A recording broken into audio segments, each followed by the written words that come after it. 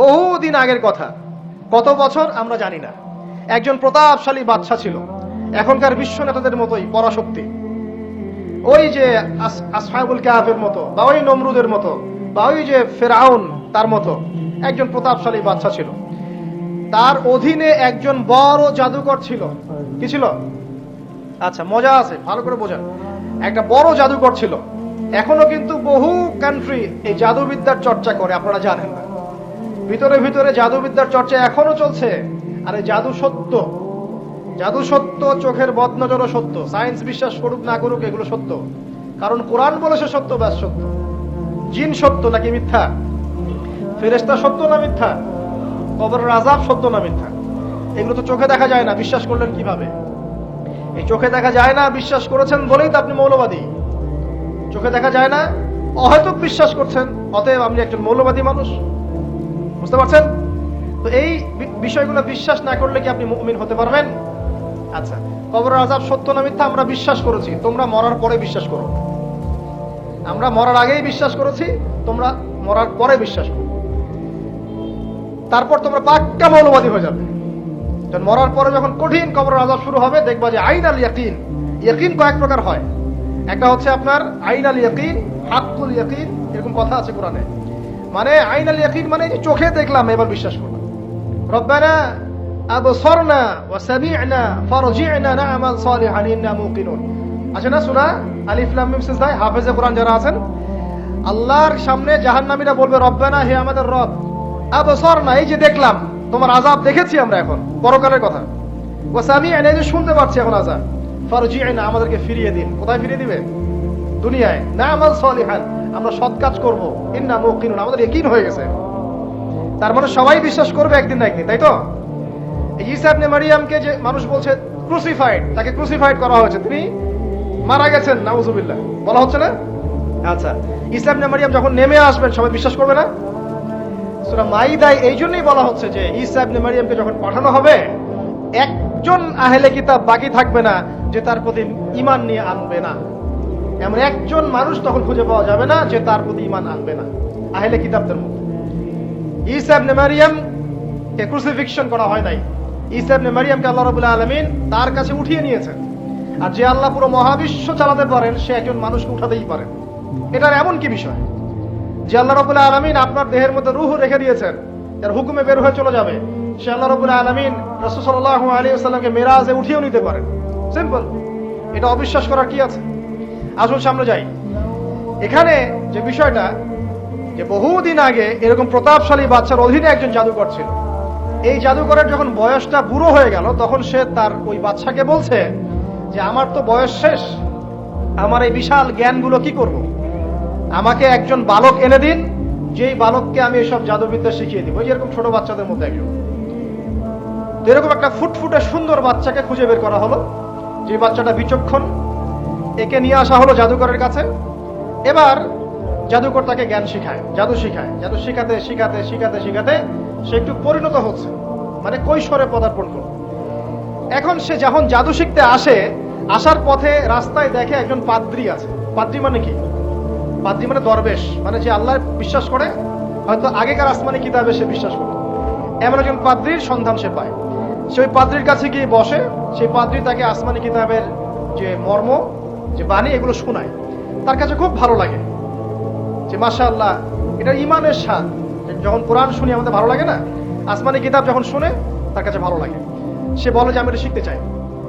তখন এই পাদ্রী তাকে বলে, তুমি তো জাদু শিখতে যাও এই বাদশার দরবেশের কাছে, বাদশার জাদুকরের কাছে, যদি ওরা জানতে পারে তাহলে তো সমস্যা। তাহলে উপায় কি? যখন তুমি ওখানে যাবে, যখন দেরি হয়ে যাবে, তখন বলবে বাসার থেকে বের হতে দেরি হয়েছে, বাসার থেকে বের হতে দেরি হয়েছে। আর আমার এখানে বসে যখন বাসায় যাবে, তখন বাসায় গিয়ে বলবে যে ওখান থেকে, ওই যে জাদুকরের কাছ থেকে আসতে দেরি হয়েছে। মানে কৌশল অবলম্বন করতে তিনি শিক্ষা দিলেন। এখানে আমাদেরও নসিহত আছে। সবসময় তো আর মানে একই রকম করে চললে হবে না, কৌশলের প্রয়োজন আছে না? উদউ ইলা সাবিলি রাব্বিকা বিল হিকমা, হিকমার দরকার আছে না? সত্য থেকে সরে গিয়ে নয়, কিন্তু কৌশল তো করার দরকার আছে। নবী সাল্লাল্লাহু আলাইহি ওয়াসাল্লাম যে হিজরত করেছেন, মক্কা থেকে মদিনা চলে গিয়েছেন, সবাইকে জানান দিয়েছিলেন, এই শোনো আমি হিজরত করছি, জানান দিয়েছেন? রাতের বেলা বের হয়েছেন, কৌশল। রাতের বেলা বের হন নাই, এবং তাকে মারার জন্য চারপাশ থেকে লোক ঘিরে রেখেছিল। এর মধ্য দিয়ে আল্লাহ রাব্বুল আলামিন তাকে বের করে নিয়ে গেছে। তিনি কি সবার সামনে ফেসবুকে জানান দিয়েছে, এই দেখো আমরা বেরোচ্ছি? তোমরা তো কৌশলই বুঝো না দিনের কাজের, যে কাজ হবে 1%, আই ওয়াশ হবে 99%। এখনকার এই যুগ, হ্যাঁ, দিনের কাজ হবে 1%, আই ওয়াশ শোডাউনই বেশি। এই শোডাউন করতে করতে মানুষের চোখ লাগে, যত চোখ লাগে তত সমস্যা সৃষ্টি হয়, এবং আস্তে আস্তে আস্তে আস্তে দিনের দায়রা মাইনাস হতে থাকে। এই যে এই বিষয়টার পিছনে তোমরাও দায়ী, কৌশল তো বোঝো না। তো স্মার্ট এবং বিচক্ষণ মুসলিমদের বড় অভাব আছে এখন পৃথিবীতে। যতক্ষণ পর্যন্ত বিচক্ষণতা অর্জিত হচ্ছে না, ততক্ষণ পর্যন্ত ইসলামের বিজয় হচ্ছে না, এটা মাথায় রাখেন। তারপর সামনে যান। এবার এই বাচ্চা খুব সুন্দর করে ব্যালেন্স করলো, একবার এখানে যায়, একবার ওখানে যায়। এই করতে করতে ওই যে জাদুকরের ইন্তেকাল হয়ে গেল, মারা গেল জাদুকর। এবার এই বাচ্চার কাছে মাশাআল্লাহ অনেক এলেম কালাম আছে। এদিকে সে পাদ্রীর জ্ঞানে দীক্ষিত হচ্ছে। দীক্ষিত হতে হতে তার মধ্যে আল্লাহ পাকের প্রতি একটা পরিপূর্ণ ঈমান চলে আসে, সে মুসলিম হয়ে গেল আলহামদুলিল্লাহ। তো মুসলিম হওয়ার পরে একদিন সে যখন বাদশার কাছে যাচ্ছে, রাস্তায় একটা বিশাল জন্তু দেখা যাচ্ছে। বিশাল জন্তু, কিরকম জন্তু আমরা জানি না। ঠিক আছে, দাব্বাতুল আরদ সামনে বের হবে। যে আমাদের 10টা নিদর্শন আছে বড় বড়, তার মধ্যে একটা হচ্ছে দাব্বাতুল আরদ, জমিন থেকে ফুড়ে একটা প্রাণী বের হবে। আর এখন মানুষ এগুলো বিশ্বাস করবে না, আমি জানি। 2 দিন পর নাসা যখন বলবে তখন বিশ্বাস করবে। কথা কি বুঝতে পারছেন? তবে প্রাণী এই পৃথিবীর নিচে আছে। রাসূল সাল্লাল্লাহু আলাইহি ওয়াসাল্লাম বলেছেন 10টা আলামত না আসা পর্যন্ত কিয়ামত হবেই। তার মধ্যে একটা হচ্ছে দাব্বাতুল আরদ, জমিন থেকে একটা প্রাণী বের হবে। এবং এই প্রাণী শুধু বেরই হবে না, মানুষের সাথে কথাবার্তা বলবে। এবার মানুষের সাথে কথা বলবে প্রাণী। বিশ্বাস করছেন? এখন বিশ্বাস করছেন না জানি, কিন্তু প্রাণী মানুষের সাথে কথা বলবে। আল্লাহ পাক বলাতে পারেন না? পারে। আচ্ছা সামনে যান। ওই প্রাণী যখন দাঁড়িয়ে আছে রাস্তায়, এখন এই বালক বলছে, আজকে আমি প্রমাণ করে নিব যে আল্লাহর আনুগত্যশীল ওই পাদ্রী সঠিক নাকি ওই জাদুকর সঠিক। এবার সে একটা ইট হাতে নিল, পাথর হাতে নিয়ে সে বলছে, আল্লাহ তোমার কাছে যদি ওই জাদুকরের কাজের চাইতে এই পাদ্রীর কাজ বেশি পছন্দনীয় হয়, এই ইটের আঘাতে এই জন্তুকে তুমি মেরে ফেলো আল্লাহ। এ বলেছে বিসমিল্লাহ বলে পাথর নিক্ষেপ করলো। নিক্ষেপ করার সাথে সাথেই জন্তু ডেড।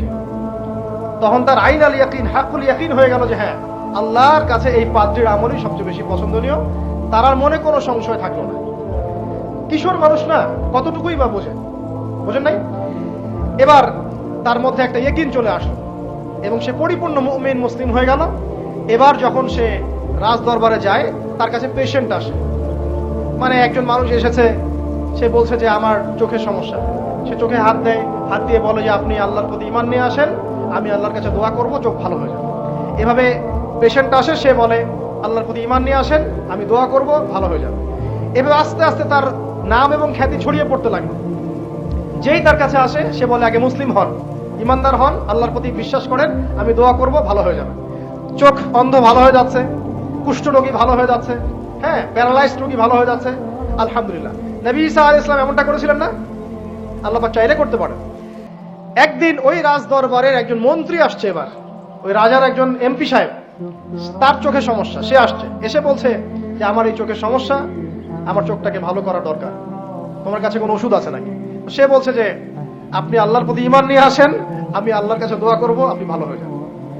এবার সে আলহামদুলিল্লাহ ঈমান নিয়ে আনলো এবং সে ভালো হয়ে গেল।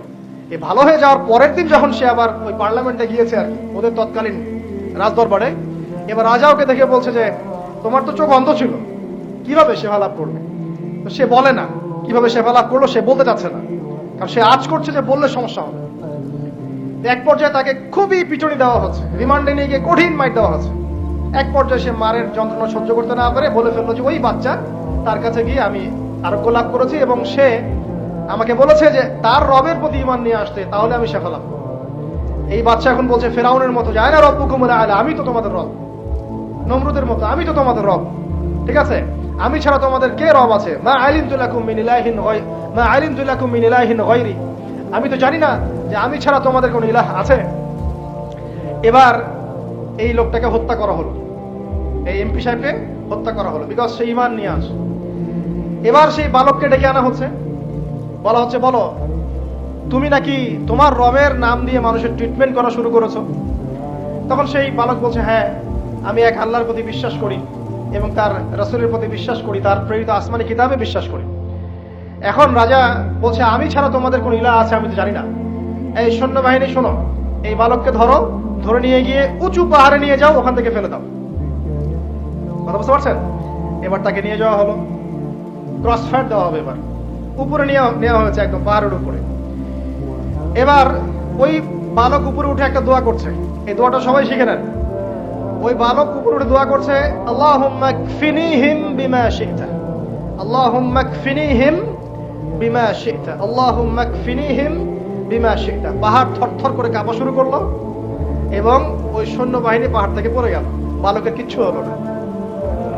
আমি কিন্তু বানোয়াট কোনো গল্প বলছি না, এটা কোরআন থেকে বলছি এবং এটা তাফসীর। আপনি যে কোনো তাফসীর পড়েন, মারিফুল কোরআন, তাফসীর ইবনে কাসির, জালালাইন পড়ে দেখেন, জাস্ট পড়ে দেখেন আমার সাথে ডিবেট করার আগে। এবার সে বালক হেঁটে হেঁটে চলে আসলো রাজদরবারে। আবার কি ব্যাপার, তুমি মরো নাই? না, আল্লাহ আমাকে বাঁচিয়েছে, আমার রব আমাকে বাঁচিয়েছে। আবার পাঠানো হচ্ছে আরেক দল সেনাবাহিনীকে নিয়ে, যাও এবার ওকে সমুদ্রে নিয়ে যাও, সমুদ্রের মাছ সমুদ্রে ডুবিয়ে দিবে। আবার সে ওখানে গিয়ে বলল, আল্লাহুম্মা কফিনিহিম বিমা শি'তা, হে আল্লাহ, অর্থ হচ্ছে হে আল্লাহ, আমার বিপক্ষে যারা আছে আপনি যা দিয়ে ইচ্ছা ওদের বিরুদ্ধে আমাকে সাহায্য করেন। অর্থটা হচ্ছে এমন, আল্লাহুম্মা কফিনিহিম বিমা শি'তা, আল্লাহ আপনি আমার জন্য যথেষ্ট হয়ে যান, ওদের বিরুদ্ধে আমার জন্য যথেষ্ট হয়ে যান, যা ইচ্ছা তাই দিয়ে আপনি হেদায়েত করুন, মানে আমাকে হেফাজত করুন। ঠিক আছে? আল্লাহুম্মা কফিনিহিম বিমা শি'তা, ছোট্ট দোয়া। এবার ওই সমুদ্র উত্তাল হওয়া শুরু করলো এবং ওরা জাহাজ থেকে পড়ে গেল। এই বাচ্চা সেফলি আবার চলে আসলো রাজদরবারে। বিশ্বাস করছেন না? চলে আসলো। এবার আসার পরে বলছে, শোনেন, আমাকে এভাবে মারতে পারবেন না, আমাকে এইভাবে মারা যাবে না, আমি আপনাদেরকে বলে দিচ্ছি কিভাবে আপনি আমাকে মারতে পারবেন। তো বাচ্চা বলছে, কিভাবে মারতে পারবো বলো।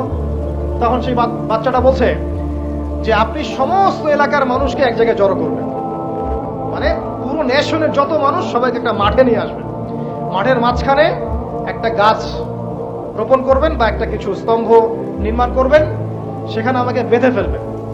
বেঁধে ফেলার পরে আমার এই ধনুক থেকে একটা তীর বের করবেন, তীর বের করে আপনি নিজ হাতে এই তীরটাকে নিশানা দিবেন, দিয়ে বলবেন বিসমিল্লাহ আল্লাহর নামে, বিসমিল্লাহ আল্লাহর নামে, বিসমিল্লাহি রব্বি হাযাল গোলাম বলে ছুড়বেন।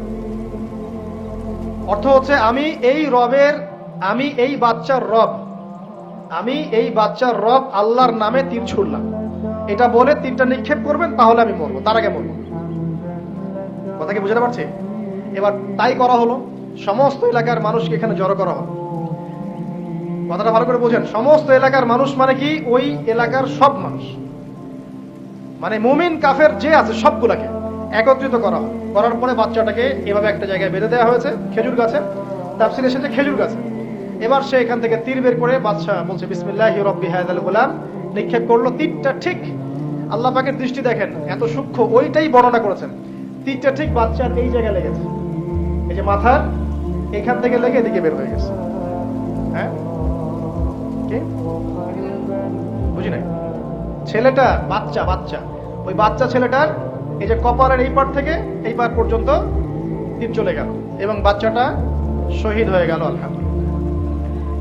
এবং এই বাচ্চাটা যখন মারা গেল বা শহীদ হয়ে গেল, আর সারা এলাকার মানুষ কি দেখলো যে বাদশা তাকে দুইবার চেষ্টা করে মারতে পারে নাই, কিন্তু তার রবের নাম যখন নেওয়া হয়েছে, আল্লাহর নাম নেওয়া হয়েছে, মারতে পেরেছে। দেন পুরো এলাকার সমস্ত মানুষ মুসলিম হয়ে গেল আলহামদুলিল্লাহ। একজন বাচ্চার জীবনের বিনিময়ে সমস্ত এলাকার মানুষ ইসলামের হেদায়েত পেয়ে গেল আলহামদুলিল্লাহ। এবার বাচ্চার মাথা তো আরো খারাপ, একটাকেই সামলাতে পারছিলাম না, এবার তো সমস্ত এলাকার মানুষ মুসলিম হয়ে গেছে। এখন কি করবেন? এখন সেনাবাহিনীকে আদেশ করা হয়েছে সমস্ত মানুষগুলোকে জড়ো করে একটা গর্ত খোঁড়ো, একটা গর্ত খুঁড়ে সেখানে আগুন জ্বালাও, আগুন জ্বালিয়ে সমস্ত মানুষকে ফেলে দাও। দৃশ্যটাকে কল্পনা করতে পারছেন? একটা পুরো এলাকার মানুষকে একটা মাঠের মধ্যে একত্রিত করে সেখানে আগুন জ্বালিয়ে সবাইকে সেখানে ফেলে দেওয়া হলো এবং তারা চতুর্দিক থেকে এটাকে অবলোকন করতে লাগলো, মজা উপভোগ করতে লাগলো। এটাই আল্লাহ পাক বলেন, কুতিলা আসহাবুল উখদুদ ইয হুম আলাইহা কুউদ ওয়া হুম আলা মা ইয়াফআলুনা বিল মুমিনিনা শুহুদ। শেষ পর্যায়ে তাফসীরে এসেছে, শেষ পর্যায়ে একজন মায়ের কোলে একটা ছোট্ট বাচ্চা ছিল।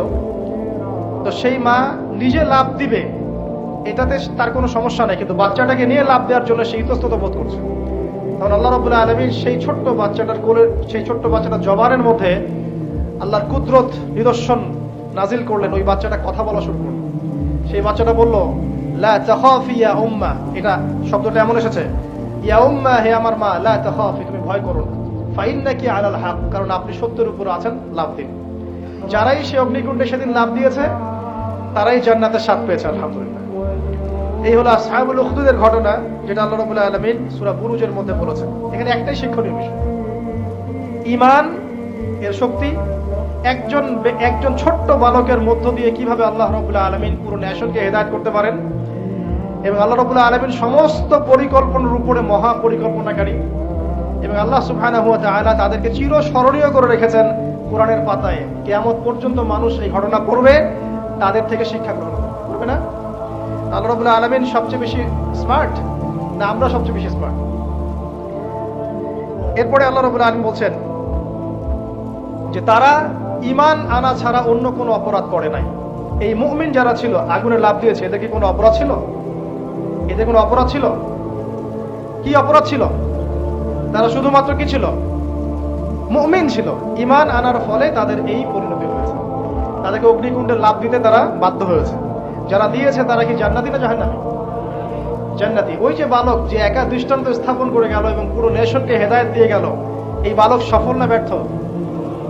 আল্লাহ রাব্বুল আলামিন যদি চান তাহলে এরকম একজন দুইজন মানুষকে দিয়েও পুরো নেশনকে হেদায়েত করাতে পারেন, এবং যেটা হয়ে গেছে আগে সেটা এই যুগেও সম্ভব। সম্ভব না? শুধু সম্ভবই না, বরং আপনাদের চোখের সামনে এটা হয়েছেও, কিন্তু আপনারা সেটা বুঝতে পারেন নাই।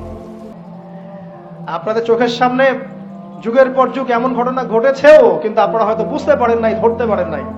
আল্লাহ রাব্বুল আলামিন এমন মানুষদেরকে দিয়ে পুরো নেশনকে হেদায়েত করেন। কিছু মানুষকে আল্লাহ পাক পরীক্ষায় ফেলেন, তাদের মধ্য দিয়ে আল্লাহ পুরো নেশনকে হেদায়েত করতে পারেন। আলহামদুলিল্লাহ। আসহাবুল উখদুদের এই বাচ্চার মধ্যে আমাদের সবার জন্য নিদর্শন আছে। আল্লাহ পাক আমাদের সবাইকে প্রকৃত ঈমানদার হওয়ার তৌফিক দান করুন, বেশি বেশি আমলে সালেহ করার তৌফিক দান করুন, ঈমানের উপর দৃঢ় থাকার তৌফিক এনায়েত করুন, এবং দৃষ্টান্ত স্থাপন করার তৌফিক দান করুন, এবং যে কোনো রকম দৃশ্য অদৃশ্যের বিপদ আপদ বালা মুসিবতের বিপক্ষে আল্লাহ পাকই যেন যথেষ্ট হয়ে যান। আমিন।